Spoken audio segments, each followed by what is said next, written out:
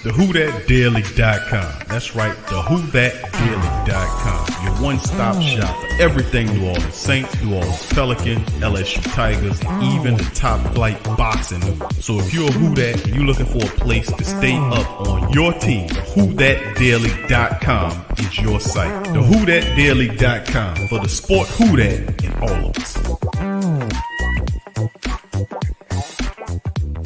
Go Tigers, go Tigers, go Tigers, go Tigers, go Tigers. Tiger Talk. Go Tigers, go Tigers, go Tigers, go Tigers, go Tigers. Tiger Talk. Go Tigers, go Tigers, go Tigers, go Tigers, go Tigers. Tiger Talk. Go Tigers, go Tigers. You're now listening to Tough Tiger Talk with Big Q and the guys on the Pro Media Network.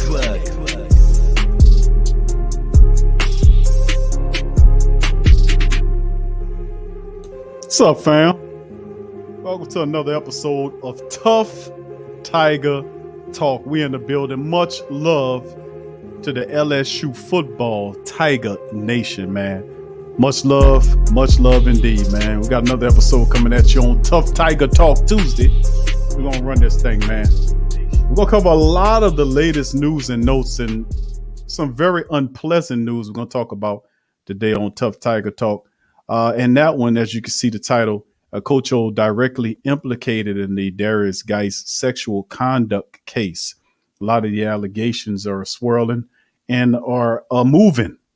So, I mean, we're going to cover this today on the show. I'm Big Q chiming in on the latest installment of Tough Tiger Talk. Please hit the like button. Please feel free to subscribe to the show as we look to build Tough Tiger Talk into one of the number one independent LSU football Tiger coverage platforms in the nation, in the world. So big ups to the family members. We're going to bring in my co-host tonight, Uncle Mozzy, to the channel. Uncle Mozzy, what's going on, fam? Oh, I'm good. How y'all doing? How y'all doing tonight? Doing good today. GM Kev it was unavailable tonight, so big ups to my dog GM Kev. Also another contributor on Tough Tiger Talk. But this Uncle Mozzy, we're gonna cover several news, notes, and items today for LSU football. The lawsuit dealing with Coach Orgeron, the rape allegations with Derrius Guice, and we're gonna cover that today. We're also going to cover some news dealing with LSU. Blindside tackle Rosenthal entering the NCAA transfer portal. We're going to cover that and what's going on with that and who should be the replacement behind Rosenthal. We'll talk about that today. We'll also talk about the more intricate details into the Coach O named in the lawsuit. More women filed Title IX complaints against him, and it keeps coming. So we're going to cover that. Very sad news. And also LSU football analysts say Tigers could win a national championship in 2021. So I know Uncle Mozzy's very excited to hear that. So we're going to get into it. We're going to start off with the rape allegations dealing with Coach Orgeron. Very sad. And we'll get to this article right here from Yahoo Sports as they covered. LSU coach Ed Orgeron has been added as a defendant in the Title IX lawsuit that alleges he failed to report a rape allegation against one of his former players, which was Derrius Guice, according to the Athletics' Brody Miller. The lawsuit filed against LSU over the school's alleged mishandling of the sexual misconduct allegations claimed Orgeron was told by a former LSU football player that Guice had raped his girlfriend, Ashley Robertson, in 2016 and did not report it. And of course, you can see the tweets right here by Brody Miller saying 3 more women have come forward in an amended Title IX lawsuit against LSU in regard to the university's mishandling of the sexual misconduct allegations. Now, the complaint also adds that LSU coach Ed Orgeron as a defendant for failing to report a rape allegation properly. So this is very big, man, in a major way. The same story came up in a report from USA Today in August of 2020. The unnamed football player claimed that Orgeron, then LSU's defensive line coach, told him he shouldn't be bothered about the alleged assault, reportedly saying, quote, everybody's girlfriend sleeps with other people, end quote. What kind of stuff they got going on? The former player told USA Today he believed that coach knew the encounter was not consensual. Orgeron, however, told the story differently in a statement released the day after the report. He claimed that the player in question approached him about potentially transferring from LSU, at which point the player's relationship challenges with his girlfriend came, up with his girlfriend came up. Orgeron said he told the player, quote, "We all experience heartbreak growing up. Do not throw away a promising academic and football career at LSU because of a personal obstacle," end quote. And Coach Orgeron said in his tweet on his account, his statement was, "The sexual assault allegations made against Derrius Guice shouldn't be taken very seriously.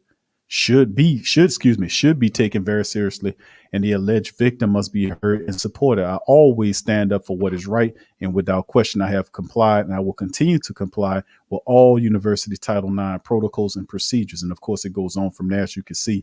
Uncle Mozzy, man, this is a very, very interesting. This is a very sad story indeed. What's your take on the Coach Orgeron allegations about Derrius Guice?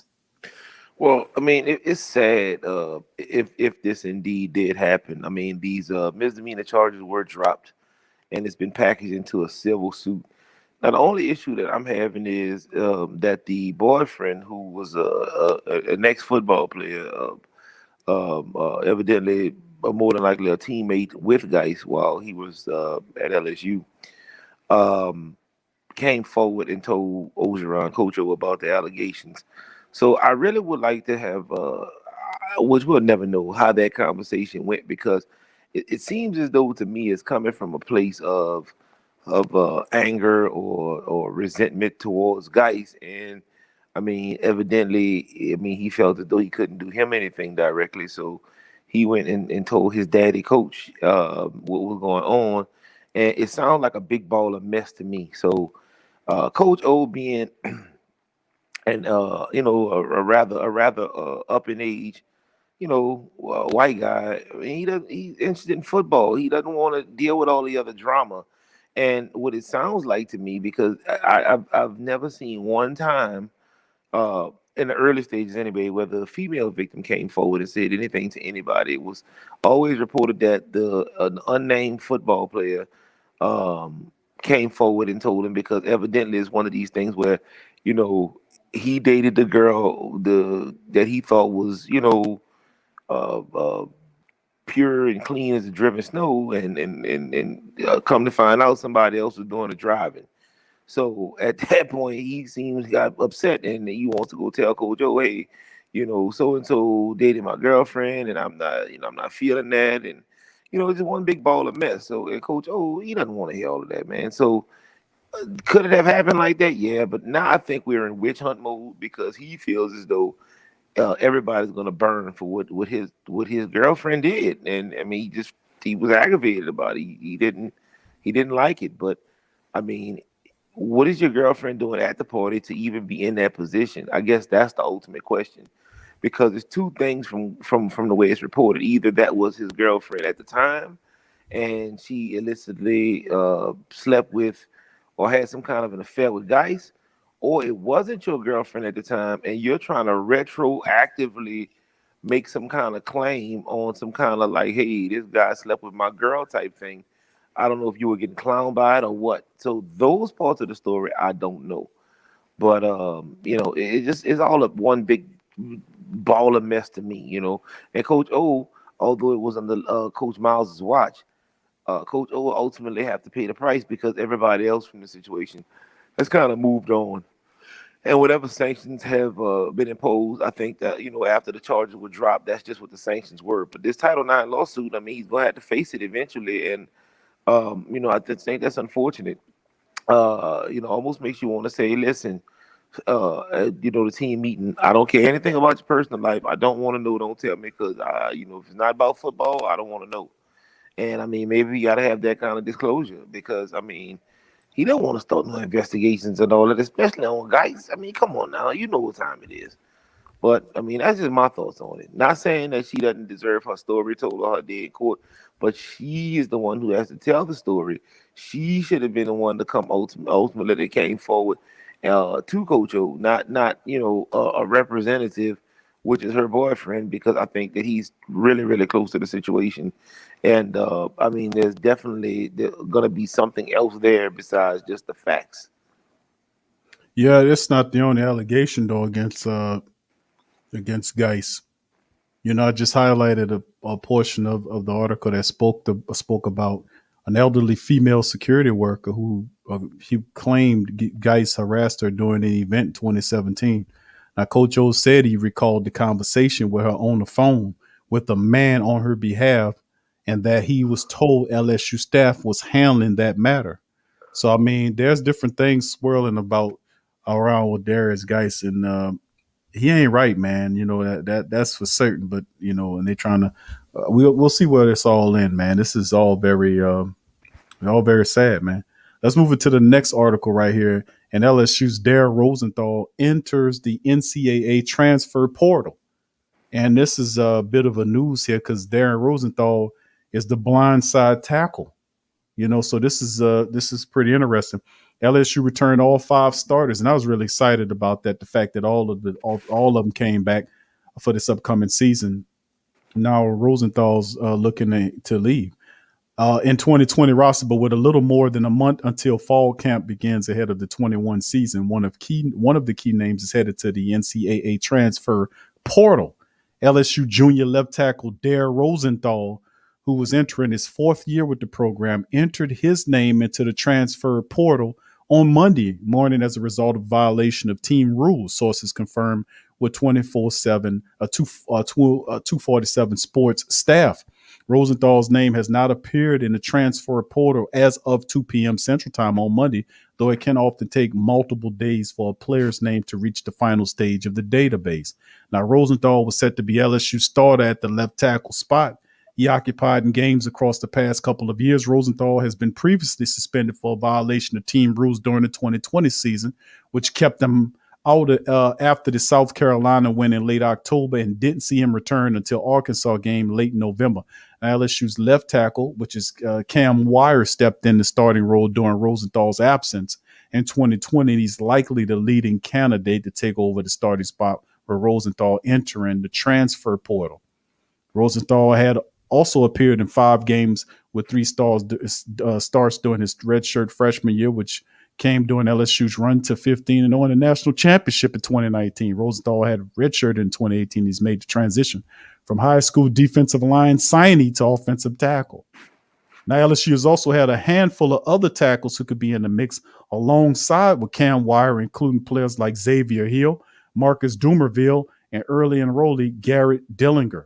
As for Rosenthal's landing spot, 247 Sports says that Baylor Bears are the program to keep an eye on. They had a handful of former LSU staff members on that current staff in Waco, including head coach Dave Aranda, offensive coordinator Jeff Grimes, offensive line coach Eric Matios, and defensive line coach Dennis Johnson, who played a key role in helping Orgeron recruit Rosenthal out of high school. So Rosenthal left high school ranked by 247 Sports composite as a 4-star prospect, number 24 defensive tackle in the 2018 class. He checked in as 305 overall prospect in the country.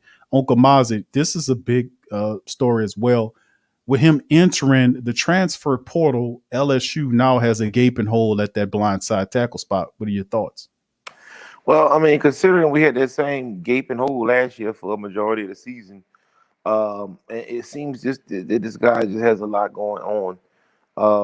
So to me, it seems as though we need to unleash the baggage now, and it's a good time to realize that you gotta unleash the baggage. You're about a month and a half out to find somebody that can really come in and be impactful in that position. Is it the ideal situation to be in? No, but I mean, this could be August, or it could be September, and he gets into some other foolishness and can't play again. You see what I'm saying? So sometimes you got to just cut your losses. Where there's smoke, there's fire.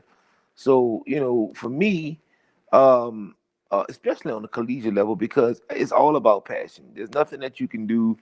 There's no monetary compensation. There's nothing you can really do but get it's just these kids stoked to play for you every Saturday, and they look forward to coming to practice and forward to playing games and coming. The minute that doesn't happen, he becomes more of a liability, regardless of the talent or ability. He becomes a liability.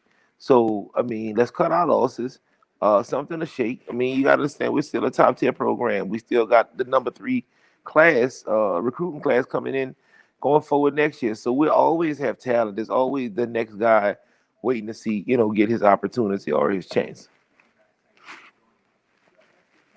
Yeah, that's we'll see on that. There are a lot of players that can step in. We mentioned a few of them, and the number one call is Cam Wire Yeah. to take over the position. So a lot of people think that LSU would probably be in good hands with that tackle position. And of course, I know you're a big favorite of Max Johnson operating there. He could be he can be able to get Johnson, there he is. he'd be able to get out of harm's way in a hurry. Anyway, let's move into the next story. As LSU football analyst says, Tigers could win national championship. In your face, Uncle Mozzy. In 2021, this is about Zach Reagan. One national analyst from DeadValleyVoice.com says this, that 247 Sports' Josh Pate recently discussed the most dangerous team in college football for this upcoming season. LSU was one of the programs that Pate named. LSU, quote, LSU to me is the most dangerous team in college football this year, fitting these parameters because there's no ceiling, said Pate. And not only does Pate believe the Tigers will be dangerous in 2021, he believes that everything goes just right, LSU could win it all. Could LSU football claim its second national championship in 3 seasons? Pate belief that LSU could win a national championship is rooted in the Tigers' strong recruiting over the last several years. Quote, there is no ceiling because the roster is so good. They're literally capable of winning a national championship if everything were to go right, end quote, explained Pate. Quote, this is the most dangerous team in America this year, end quote, added the 247 Sports analyst. The Tigers' last 3 recruiting classes have all ranked in the top 5 in the country, so there's absolutely plenty of talent on LSU's roster. And when you combine the talent with the coaching staff additions that Coach O made this past offseason, it's easy to see why the ceiling is so high for the Tigers in 21. New offensive coordinator Jake Peets is expected to bring a Joe Brady style of offense back to Baton Rouge Peyton. I'm thinking of Sean Payton, because that's what Joe Brady got that from, that Sean Payton style offense back to Baton Rouge.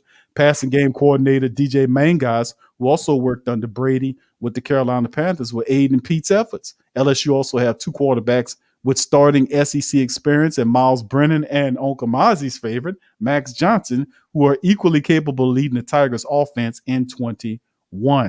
You know, it certainly could be a fun bounce back season for LSU this season. The rest of the SEC West should be on high alert. This man says LSU could win it all. Uncle Mozzy, don't be hating. What do you think? I mean, on paper, LSU is a great team, especially defensively. Our run game is one to be reckoned with. I think we can run with the best of them. Quarterback is going to be our deficiency. Quarterback and our receiver play. It remains to be seen. I think that we're going to have a solid season. As far as us winning it all, I just don't see that. I'm thinking, what? Yeah, I don't see that. I'm thinking 9-3, 10-2, somewhere up in that area. Chick-fil-A Bowl, and then, What is up with you with this Chick-fil-A Bowl? What's going on here? And we hit that new blood in next season, and that new young blood in next season, and we make a really good run with it, with everything that we learned, because our team should still be cohesive enough, together enough, along with the recruits that we got coming in. I think we'll be okay. I mean, he makes a fantastic point. I think LSU could win it. I agree with them. I think LSU could surprise a lot of people once again, just like we did it several years ago when Joe Brady was operating with the system, and we came in and made things happen. I mean, this could happen again. We still have a lot of the talent, offensively speaking, defensively speaking. We have a very talented unit. I mean, we are a balanced team, and a lot of people discounted us that year when we won the championship. Coming into that year was a lot of bunk about LSU having holes all over the place, and we took supreme work and satisfaction in destroying the entire college ranks on the way to an undefeated season, while destroying the record books, tearing up the offense, touchdowns, and every damn thing else. Why can't lightning strike again? And I say we do have the talent, and it's not by luck. It's by, like the man astutely mentioned, Coach O's a recruiting acumen. He's put together some fantastic classes, man. And now we're going to see a lot of this talent on the field. So I agree with him. I think we do have, a lot to be happy for. Max Johnson is a guy that I really like a lot. I think he electrifies the offense. He can get out of trouble. He's very mature, not just from his age perspective, but in seeing the game, the talent at wide receiver, the running game is there. Of course, Rosenthal entering that transfer situation does create some discomfort, but I think Cam Wire can handle it.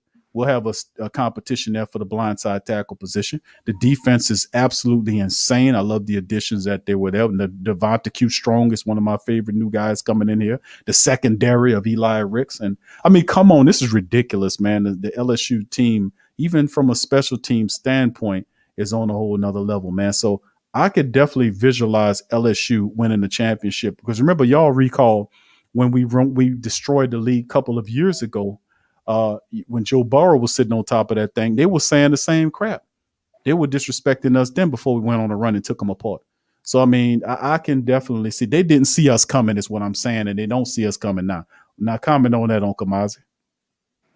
No, I mean, again, I totally agree with the fact that on paper, we have a really, really good shot at winning. My thing is always going to be, what are we going to look like at quarterback play? The defense, I'm solid on. The run game, I'm solid on. But, this game is migrating further and further towards a spread, wide open offense. And I just don't know if we have the tools to compete, at least on that level. You're bringing Brady's scheme back, Uncle Mozzy.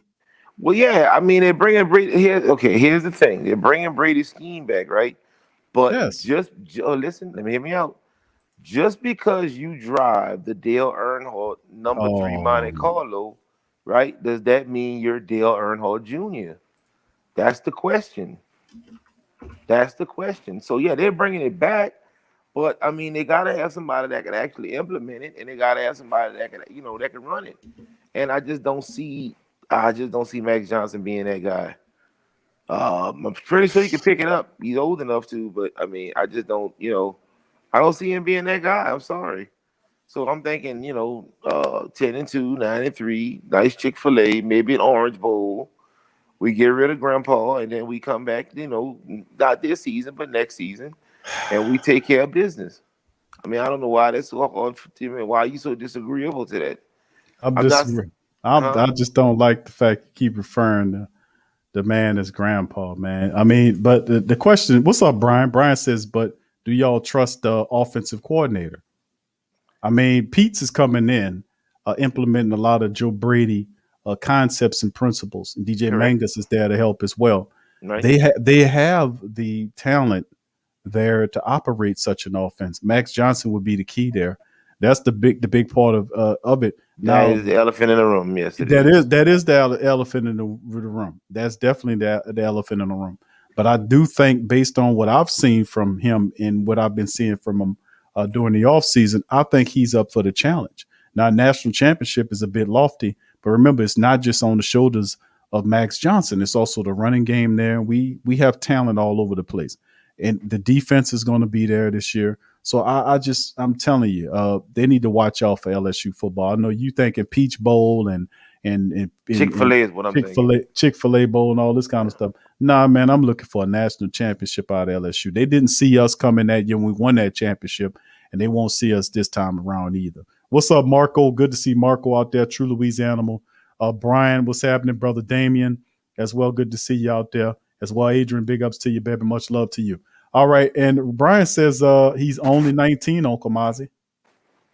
Who? Who's only 19? He says Max is the guy. He outplayed the kid that transferred, but he says he's only 19 years old. Oh, not Grandpa Johnson, huh? Brian says only 19. Brian, I thought the same thing, man. And no, he's a little older than that. Yeah, Brian, he's 30, Brian. In case you didn't know, the big 3-0. Brian said, "Look it up." The big 3-0, huh? Brian said, "Look it up, though, huh?" We did that, didn't we? we did. I hate to say it, but we did look it up. All right, Okamazi, man. Let's move on to the next layer of the show, my friend.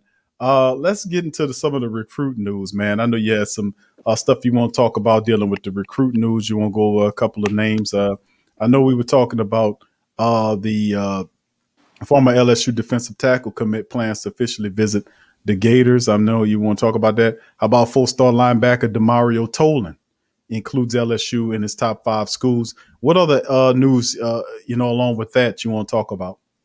Well, nothing. There's nothing too much going on. Demario Tolan, we could focus on him if you don't mind. We could just go on that for a minute. Oh yeah. Okay. So he's named his top 5. So his top 5 is gonna round out Clemson, Miami. They go to Miami again, LSU, Tennessee, and Florida State. But I mean, again, we've got another 4-star recruit, and we got Florida State, Miami, Clemson, and Tennessee. I'm not too much worried about because obviously they're going to be on the same level competitiveness. Not Tennessee, but Clemson as LSU is.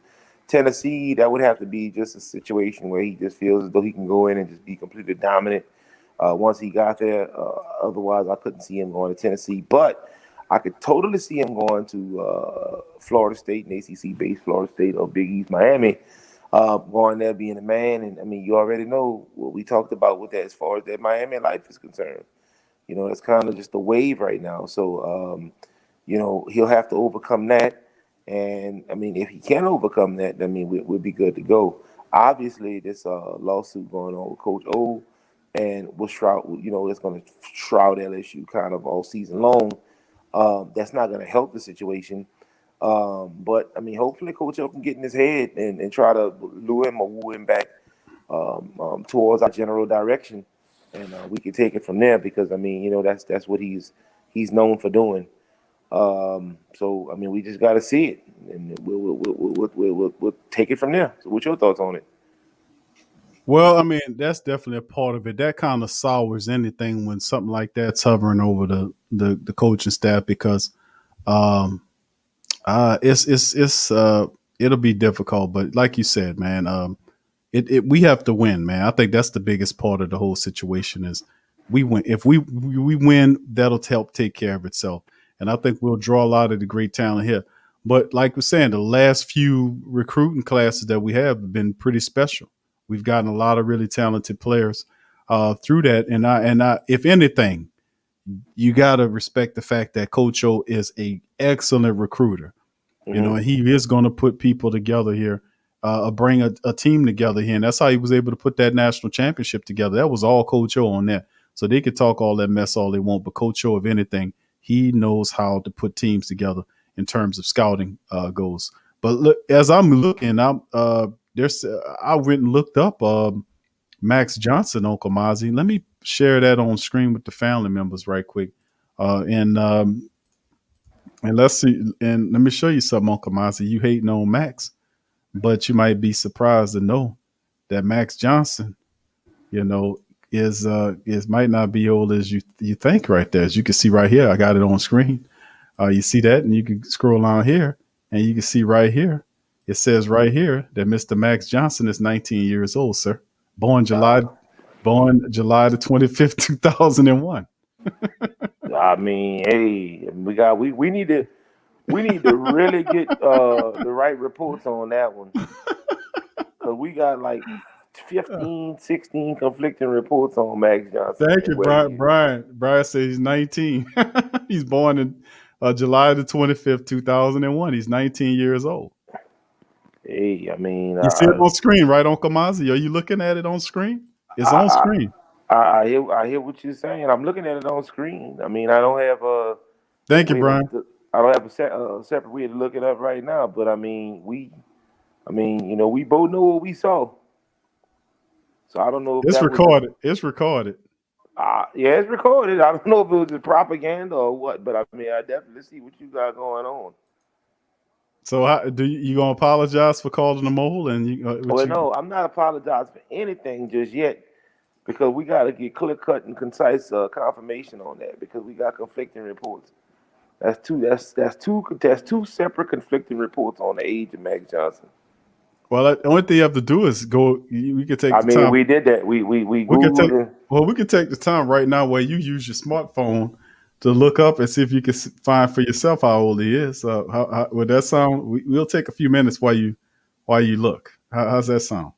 Well, unfortunately, right, the way I'm set up right now, I can't look. But as soon as I get off, as soon as this show is done, we definitely into that. Well, it says July the 25th, 2001 is when Max Johnson was born, Uncle Mozzy, which will make him 19 years of age. Thank you, Brian, for putting that on the show. Because we most certainly looked it up and it did say something else. Yeah, you go back in reference to the old show, and we did actually look it up and found out it was something else. But Max Johnson, according to what we're seeing now, is 19 years of age. So does that change your perspective on Max Johnson? Let's say he is 19 years age, like they're saying here, which is a proof positive right here, in my opinion. If he's 19 years of age, do you now move with me saying that LSU with Max Johnson, 19-year-old Max Johnson at the helm, that this team is a championship caliber team? I mean, if indeed that's the case. So do you recant your former argument to the contrary because you was calling the man and somebody got an insured deal coming and all that? You want to pull all that back right now? I actually recant nothing until we actually get a clear, concise. I recant nothing. How about that? Sound like a lawyer. All right, okay. Go ahead. What I think happened is honestly, what I think happened, I think somebody might have went and fudged some of these records. They must have listened to the show and they fudged these records, and then they was like, you know what? We got to go back and make this guy 19. That's what I'm thinking happened, because we clearly saw what we saw. Because it was brought to my attention by a caller, so I went and looked it up, and then I came and brought it to the show the next week. Well, I mean, if a mistake could have been made, sometimes that happens, Uncle Mozzy, where somebody somebody's age is reported wrong. But if that's the case, like Brother Damien just dropped in the chat, we need an apology from you saying that about Max Johnson. Again, can we get an apology? Again, if that's the case, then I have no issue with that. But if that's not the case, then I remain true to truth. So that's what I'm gonna say. You recant nothing. That's pretty much what you're saying right now. You recant nothing. I'm not saying anything. You're saying that. Like, yeah. I repeated what you said earlier. I recant nothing. That's what you said, isn't it? Here's the thing, right? Okay. I was always taught to mop from the corner out to the door, so you'd have somewhere to go. I'm not gonna mop from the door to the corner. You ain't gonna box yourself in. I got you. I mean.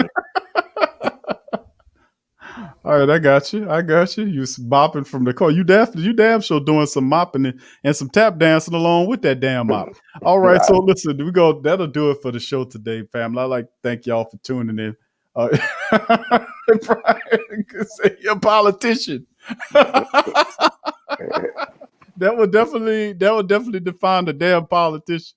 He mopping from the corner to the door so he got a place to run.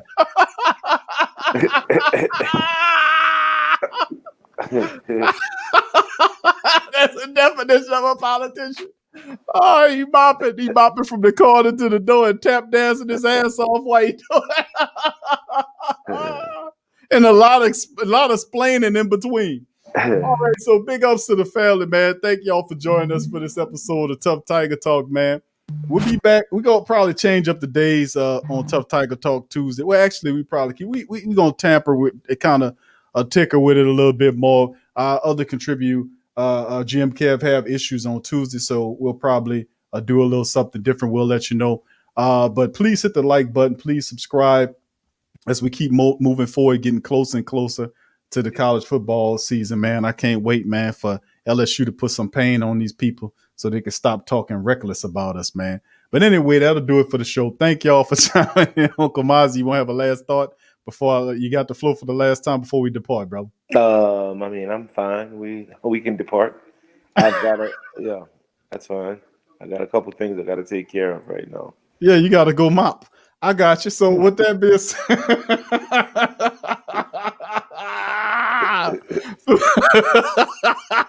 He got a mop. All right, so with that being said, man, go Tigers to the whole fam, man. Y'all share the show, man. Hit the like button and subscribe. Help us grow this platform. Much love to you. Uncle Mozzy, I'll see you later, my friend. We out. All right.